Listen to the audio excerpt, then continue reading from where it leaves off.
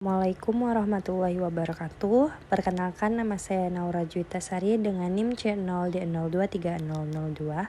Di sini saya akan menjelaskan materi terkait konsep persediaan dalam akuntansi pajak. Langsung saja kita masuk ke materi pertama, yaitu definisi atau pengertian dari persediaan.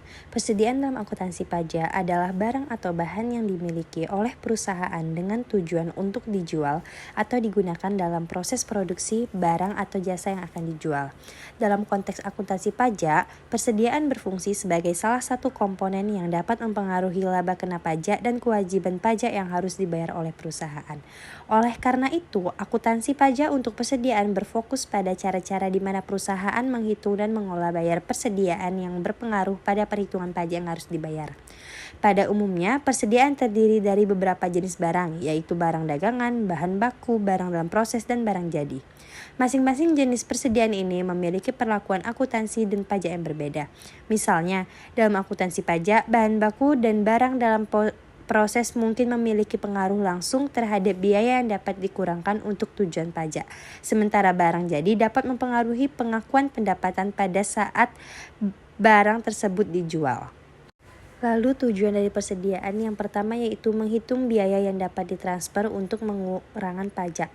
Salah satu tujuan utama dari persediaan dalam akuntansi pajak adalah untuk menghitung biaya yang terkait dengan barang yang dijual atau digunakan dalam proses produksi. Biaya persediaan yang dapat dipertanggungjawabkan merupakan biaya yang dapat mengurangi penghasilan kena pajak perusahaan. Dengan demikian, manajemen persediaan yang baik dapat membantu perusahaan mengurangi kewajiban pajaknya. Lalu yang kedua yaitu mengatur laba kena pajak. Persediaan yang mempengaruhi laba yang dilaporkan perusahaan. Pengakuan biaya persediaan yang dijual dapat mengurangi laba kena pajak. Oleh karena itu, pengelolaan persediaan yang cermat dan pencatatan yang tepat sangat penting untuk menentukan laba yang dikenakan pajak. Pemilihan metode yang tepat seperti FIFO, LIFO, atau rata-rata tertimbang dalam perhitungan persediaan juga dapat mempengaruhi perhitungan laba kena pajaknya. Lalu yang ketiga yaitu memperhitungkan pengaruh penurunan nilai persediaan. Dalam beberapa kasus, persediaan dapat mengalami penurunan nilai atau obsolescensinya yang perlu dicatat dalam laporan keuangan. Dalam akuntansi pajak, penurunan nilai persediaan ini dapat mempengaruhi kewajiban pajak karena penurunan nilai persediaan dapat dianggap sebagai kerugian yang dapat dikurangkan untuk tujuan pajak. Oleh karena itu, pengelolaan penurunan nilai persediaan menjadi tujuan penting dalam memastikan kewajiban pajak yang lebih rendah. Yang keempat yaitu perencanaan pajak yang efisien. Persediaan juga digunakan untuk merencanakan pajak yang efisien. Perusahaan dapat merencanakan kapan dan bagaimana mereka mengakui pendapatan dan beban yang terkait dengan persediaan, misalnya dengan mengelola waktu penjualan atau penurunan persediaan untuk meminimalkan pajak dalam periode tertentu. Selain itu, pemilihan metode yang sesuai untuk menghitung persediaan dapat digunakan sebagai alat untuk merencanakan kewajiban pajak secara lebih efisien. Yang kelima, yaitu mengidentifikasi persediaan yang tidak terjual dan pengaruhnya terhadap pajak. Tujuan lain dari persediaan dalam akuntansi pajak adalah untuk mengidentifikasi barang-barang yang tidak terjual atau rusak dan mengolah pengakuan atasnya dengan tepat. Selanjutnya, strategi pengolahan persediaan. Pengolahan persediaan yang efektif dapat membantu perusahaan untuk mengoptimalkan kewajiban pajaknya.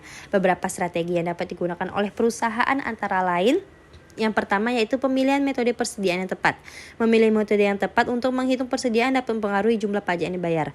Yang kedua, perencanaan pengolahan persediaan. Pengolahan persediaan yang efisien seperti menghindari penumpukan persediaan yang tidak perlu atau merencanakan pengurangan persediaan dengan cara yang tepat dapat membantu perusahaan mengurangi biaya dan pajak yang terkait dengan persediaan. Lalu yang ketiga yaitu memahami kebijakan perpajakan yang berlaku. Mengetahui dan memahami kebijakan perpajakan yang berlaku dapat membantu perusahaan dalam merencanakan pengolahan persediaan untuk meminimalkan pajak yang harus dibayar. Perbedaan perlakuan akuntansi pajak dan keuangan dalam persediaan. Dalam akuntansi keuangan, persediaan dicatat dan dinilai berdasarkan prinsip-prinsip akuntansi yang berlaku umum.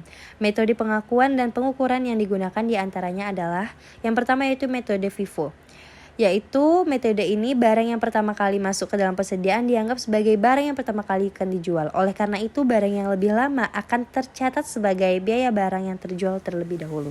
Yang kedua yaitu metode LIFO. Dalam metode ini, barang yang terakhir masuk dalam persediaan dianggap sebagai barang yang pertama kali dijual. Metode ini umumnya memberikan efek pajak yang lebih tinggi ketika harga barang naik, karena biaya barang yang terjual lebih tinggi dan mengurangi laba kena pajak. Lalu yang ketiga yaitu metode rata-rata tertimbang. Metode ini menggunakan rata-rata tertimbang dari seluruh persediaan yang tersedia untuk dihitung sebagai biaya barang yang terjual. Namun, dalam konteks akuntansi pajak, peraturan perpajakan yang berlaku di negara tertentu dapat mengatur cara perhitungan persediaan untuk tujuan pajak. Di banyak negara, perusahaan diwajibkan untuk menggunakan metode tertentu untuk tujuan perhitungan pajak, yang mungkin berbeda dengan yang digunakan dalam laporan keuangan. Perbedaan ini dapat menyebabkan terjadinya penyesuaian fiskal untuk menyelaraskan pengakuan persediaan dan biaya terkait dengan pajak.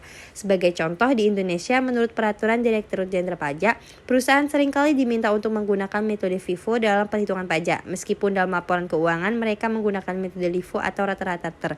Oleh karena itu, perusahaan harus menyesuaikan laporan keuangannya agar sesuai dengan ketentuan perpajakan.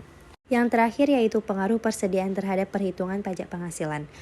Beberapa hal yang perlu dipahami terkait pengaruh persediaan terhadap pajak penghasilan adalah yang pertama, perubahan nilai persediaan.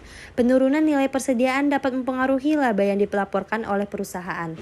Dalam beberapa kasus, penurunan nilai persediaan harus dicatat sebagai kerugian yang dapat mengurangi penghasilan kena pajak. Yang kedua, pengakuan pendapatan dan beban. Pengakuan pendapatan dan beban terkait persediaan juga mempengaruhi terhadap kewajiban pajak. Misalnya pada saat penjualan barang, perusahaan akan mengakui pendapatan dan mengurangi biaya persediaan yang terjual. Metode yang digunakan untuk menghitung biaya barang yang terjual dapat mempengaruhi laba kena pajak. Dan yang terakhir yaitu penyesuaian fiskal. Jika ada perbedaan antara cara perhitungan persediaan yang digunakan untuk tujuan pajak dan yang digunakan dalam laporan keuangan, perusahaan harus melakukan penyesuaian fiskal. Baiklah, sekian penjelasan materi dari saya. Apabila ada salah atau kurang, mohon maaf. Saya akhiri dengan wabillahi taufiq wal hidayah. Wassalamualaikum warahmatullahi wabarakatuh.